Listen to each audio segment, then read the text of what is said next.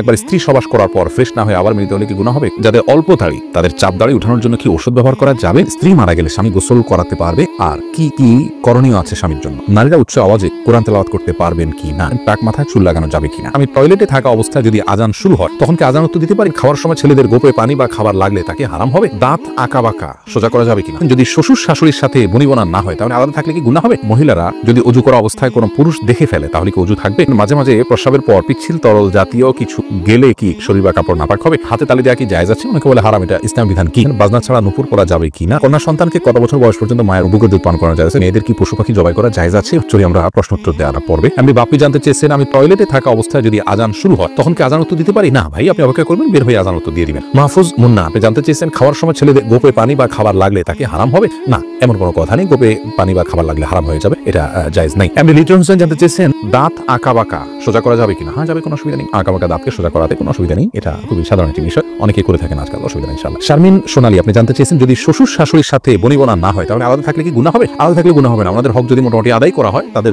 যেটুকু প্রয়োজন, আলাদা থাকলে যে গুনাহ হবে এমন কোনো কথা। আব্দুল মমিন জানতে চেয়েছে, মহিলারা যদি অজু করা অবস্থায় কোনো পুরুষ দেখে ফেলে তাহলে কি অজু থাকবে? দেখুন ভাই আব্দুল মমিন, অজু করা অবস্থায় কোনো পুরুষ দেখলে অজু ভাঙবে এমন নয়, তবে সেটা যদি ইচ্ছাকৃত দেখেন তাহলে গুনাহ হবে, অনিচ্ছাকৃত হলে গুনাহ হবে না, কিন্তু এই দেখার সাথে অজু ভাঙার কোনো সম্পর্ক না, অজু থাকবে ইনশাআল্লাহ। এমডি নাসির উদ্দিন জানতে চেয়েছেন, মাঝে মাঝে প্রস্রাবের পর পিচ্ছিল তরল জাতীয় কিছু গেলে কি শরীর বা কাপড় নাপাক হবে? যদি শরীরে লাগে তাহলে সেই অংশটা ধুয়ে ফেলবেন, কাপড় লাগলে সেই অংশটা ধুয়ে ফেলবেন, বাস তাহলেই চলবে, নাপাক হবে যেটুকু লাগবে সেটুকু জায়গা। এসেছে হেলাল খান জানতে চেয়েছেন, অজু করার সময় দাঁত থেকে রক্ত বের হলে কি অজু হবে? দাঁত থেকে যদি রক্ত বেশি বের হয়ে যায়, বের হতে থাকে, যার ফলে আপনার থুথু লাল হয়ে যায় এবং লালচে ভাব বেশি থাকে থুতুর মধ্যে, তাহলে সেক্ষেত্রে আপনার অজু হবে না। আর যদি লালচে ভাব কম থাকে, হালকা হলুদ হয়, তাহলে সেক্ষেত্রে অজু হয়ে যাবে। আফরিন সুলতান জান্নাত আপনি জানতে চেয়েছেন, বাজনা ছাড়া নুপুর পরা যাবে কিনা? জীবন আপনি নুপুর পড়তে পারেন যদি সেটাতে বাজনা না থাকে এবং বাহিরে আপনি যখন পড়ে যাবেন সেটা আপনার পায়ে থাকতে পারে, কোনো অসুবিধা নেই। সাহাবায়ে কেরামের মধ্যে থেকে অনেকে নুপুর পড়েছেন, অনেক মহিলা সাহাবীরা নুপুর পড়েছেন, এরকমটি হাদিস দ্বারা স্পষ্টভাবে আমরা জানতে পারি। জহিরুদ্দিন মোহাম্মদ বাবর জানতে চেয়েছেন, হাতে তালি দেওয়া কি জায়েজ আছে? অনেকে বলে হারাম, এটা ইসলাম বিধান কি? হাতে তালি দেওয়া এটাকে হারাম বলার সরাসরি কোনো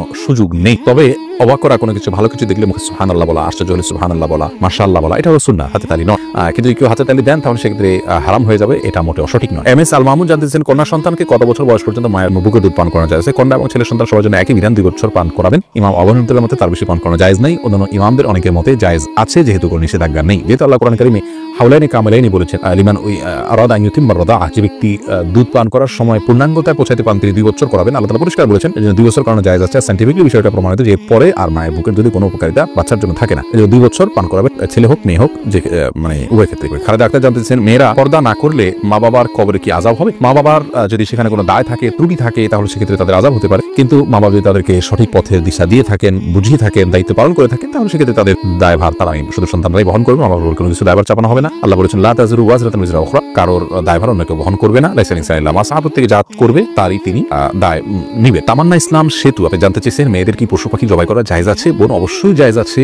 মুরগি, হাঁস, এই জাতীয় পশু পাখি, গরু, এগুলো জবাই করার ক্ষেত্রে অনেক উদাহরণ আমাদের সমাজে আছে। যেমন ভাই বোন দুজন মিলে একসাথে গরু জবাই করতে পারবেন না শেয়ারে, তারপরে আপনার মেয়েরা গরু বা ছাগল বা কোনো পশু জবাই করতে পারবেন না, গোসল ফরজ অবস্থায় গরু ছাগল জবাই করা যাবে না, স্বামী স্ত্রী একজন ধরবেন একজন জবাই করা যাবে না, এরকম নানাবিধ কথা আমাদের সমাজে প্রচলিত আছে। এগুলো সবগুলো ভ্রান্ত ধারণা। ছেলেরা যেমন জবাই করতে পারবেন, মেয়েরাও কিন্তু সেভাবে আপনার জবাই করতে পারবেন, কোনো অসুবিধা নেই। জবাইয়ের যে শর্ত আছে বিসমিল্লাহ আল্লাহু আকবার বলে জবাই করে ফেলবেন। রবিউল ইসলাম জানতে চেয়েছে, কোনো কিছুতে পা লাগলে সালাম করা কি জায়েজ? না ভাই, কোনো কিছুতে পা লাগলে সেখানে হাত দিয়ে সালাম করতে হবে। হাত দিয়ে যদি সালাম হয় না, পা শুয়ে এটাকে সম্মান করতে কোনো কথা, কিন্তু আমাদের সমাজে যেহেতু পা লাগাটাকে অসম্মান মনে করা হয়, এটা ওরফ, আর ওরফের একটা এতবার এবং গ্রহণযোগ্যতা ইসলাম শরীয়তে আছে, যার কারণে কারোর গায়ে পা লাগলে সেটা লাঠি দেওয়ার সাথে কিছুটা সাদৃশ্যপূর্ণ হওয়ার কারণে আমাদের সমাজে এটাকে দূষণীয় মনে করে। আরবিরা দূষণীয় মনে করে না, তাদের জন্য পাওয়া লাগলেও এটাকে কিছু মনে করে না। তো আমাদের সমাজে যদি দূষণীয় মনে করা হয়, সেহেতু যার কাছে যার গায়ে পাওয়া লেগেছে তাকে যদি আপনি একটু টাচ করে আপনি আসলে পাওয়া লাগাতে চাননি, হাত লাগাতে চেয়েছেন অথবা অশ্রদ্ধা করতে চান, এটা বোঝাতে চান, তাহলে সেটা ঠিক আছে, এটাতে দোষের কিছু নেই। তবে এর মানে এই নয় যে তাকে আপনি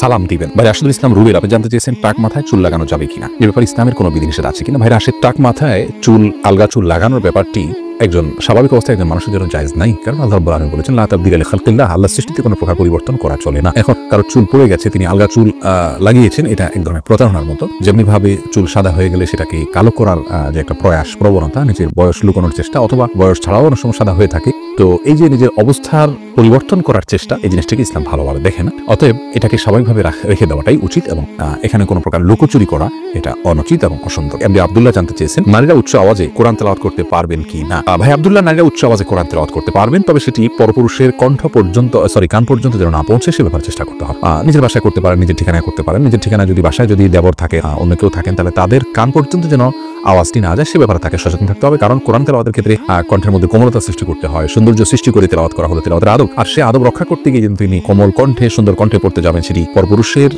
মনের মধ্যে বাজে চিন্তা আসার কারণ হতে পারে। সেই জায়গা থেকে তিনি জোরে পড়বেন, যদি একাকী থাকেন বা কেউ না শুনে। আর যদি কেউ শোনার মতো থাকে তাহলে তার কান পর্যন্ত যেন না যায় সেভাবে তিনি তেলাওয়াত করবেন ইনশাআল্লাহ। ফাহিম, আপনি জানতে চেয়েছেন স্ত্রী মারা গেলে স্বামী গোসল করাতে পারবে আর কি কি করণীয় আছে স্বামীর জন্য। দেখুন, স্ত্রী মারা গেলে স্বামী গোসল দিতে পারবেন কি না এই বিষয়টি ওলামায়ে কেরাম ইমামগণের মধ্যে মতপার্থক্য আছে। ইমাম আবু হানিফা রাহিমাহুল্লাহর মত হলো যে স্ত্রী মারা গেলে স্বামী তাকে গোসল দিতে পারবেন না। তার কারণ হলো তিনি মনে করেন মৃত্যুর সঙ্গে সঙ্গে বৈবাহিক সম্পর্কটা আর থাকে না, ছিন্ন হয়ে যায়, যার কারণে তারা মাহরামের মতো হয়ে যান। এখানে অন্য কোনো মেয়েরা গোসল দিবেন। যদিও অন্য ইমামদের অনেকেরই মত হলো যে না, বৈবাহিক সম্পর্ক মৃত্যুর মাধ্যমে ভেঙে যায় না, বরং বৈবাহিক সম্পর্ক তালাক না দিলে সেটি কিয়ামত পর্যন্ত বরং চিরকালের জন্য অনন্তকালের জন্য সম্পর্কটা হয়ে যায়। যার কারণে তাদের দৃষ্টিকোণ হলো যে স্বামী তার স্ত্রীকে গোসল দিতে পারবেন, স্ত্রী তার স্বামীকে গোসল দিতে পারবেন। তো এক্ষেত্রে যদি ভিন্ন কোনো ভালো মহিলা থাকেন যিনি গোসল দিতে পারেন সেটা ভালো, এবং এক্ষেত্রে কোনো অসুবিধা নেই। জোনায়েদ, আপনি জানতে চেয়েছেন যাদের অল্প দাড়ি তাদের চাপ দাড়ি উঠানোর জন্য কি ঔষধ ব্যবহার করা যাবে? ভাই সাইদ জোনায়েদ, ঔষধ ব্যবহার করে দাড়ি উঠানো এটা যদি স্বাস্থ্যের জন্য ক্ষতিকর হয়, ক্ষতিকর হওয়ার কথা স্বাভাবিকভাবে, যদি ক্ষতিকর হয় তাহলে কিন্তু এটা করা জায়েজ নাই। আল্লাহ রাব্বুল আলামিন বলেছেন ওয়ালা তালকু বিআইদিকুম ইলা তাহলুকা, তোমরা নিজেদেরকে ধ্বংসের দিকে, ক্ষতির দিকে ঠেলে দিও না। অতএব এমন কোনো ঔষধ ব্যবহার করা যাবে না যে ঔষধ ব্যবহার করলে আমাদের ক্ষতি হতে পারে। আর যদি কোনো প্রকার ক্ষতি না হয় তাহলে সেক্ষেত্রে দাড়ি গজানোর জন্য তিনি যদি কোনো মেডিসিন ইউজ করেন করতে পারেন, কোনো অসুবিধা নেই। তবে মনে রাখা উচিত আল্লাহ রাব্বুল আলামিন তাকে যেভাবে সৃষ্টি করেছেন সেটার উপরে সন্তুষ্ট থাকা, এটার মধ্যেই কল্যাণ নিহিত আছে। চাপদাড়ি বা গালভর্তি দাড়ি হলে অনেক সুন্দর দেখা যাবে, সন্দেহ নাই, কিন্তু আল্লাহ রাব্বুল আলামিন আমাকে যেভাবে সৃষ্টি করেছেন আল্লাহর এই ফায়সালায় সন্তুষ্ট হয়ে যাওয়া, এটার ভেতরে কিন্তু এক ধরনের তৃপ্তি আছে, এর মধ্যে এক ধরনের শান্তি আছে। এই জন্য এই ধরনের পদগুলো অবলম্বন না করা ভালো। কিন্তু যদি স্বাস্থ্যের জন্য ক্ষতিকর কিছু না হয় তাহলে করতে পারে, কোনো নিষেধাজ্ঞা নেই। আব্দুল হামিদ রিপন জানতে চেয়েছেন একবার স্ত্রী সবাস করার পর ফ্রেশ না হয়ে আবার মিলিত হলে কি গুনাহ হবে? কোনো গুনাহ হবে না, তবে মাঝে যদি ওযু করে নেওয়া যায় তাহলে সেটা সুন্নাত আদায় হবে, না করলেও গুনাহ হবে না।